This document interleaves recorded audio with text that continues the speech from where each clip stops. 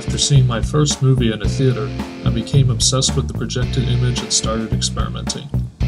That very night, my dad helped me draw pictures on plastic wrap with a black Sharpie marker and used rubber bands to secure each sheet to the end of a flashlight. Before long, I take the drawings to cardboard frames to make slides that allowed for a quick change of images. I made many movies from a series of these slides. I remember poring over listings and catalogs for overhead projectors, like I had seen in classrooms. You can only imagine my excitement when I finally upgraded to a pack of colored Sharpies. But what I had cobbled together out of a flashlight, cardboard, and plastic wrap was very similar to the Balopticon, a projector from the early 1900s made by Bausch & Lomb.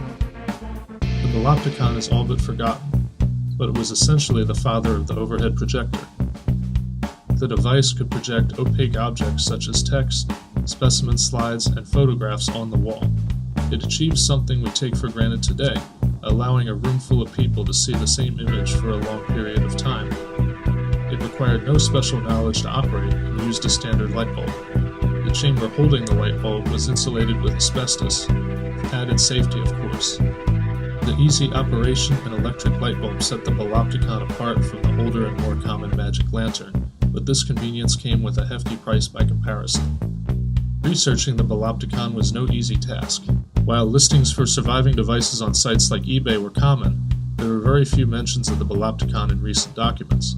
To discover the legacy of the device, I had to turn to archives of newspapers from the early 1900s. There were many ads promoting the affordability, practicality, and ease of use the device had to offer.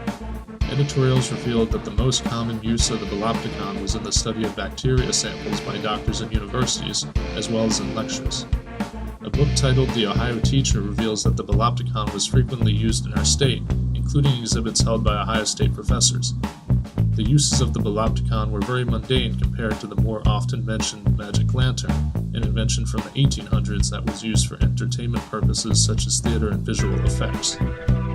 While the Balopticon was an unsung hero of medical research and education, it had a more glamorous use as well.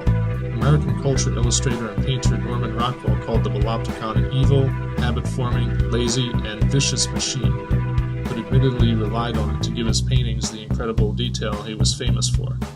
He would project a photo on his canvas and trace, while making many changes from the original photo. Rockwell reportedly had a brief falling out with fellow illustrator J.C. Landecker for his use of the device. The 1911 Model C Balopticon was recently acquired by the Ohio State University Special Collections, with very little known about it. While the scale of its legacy is hard to determine, I believe it was an indispensable tool in academia, much like the overhead projector or video projector is now.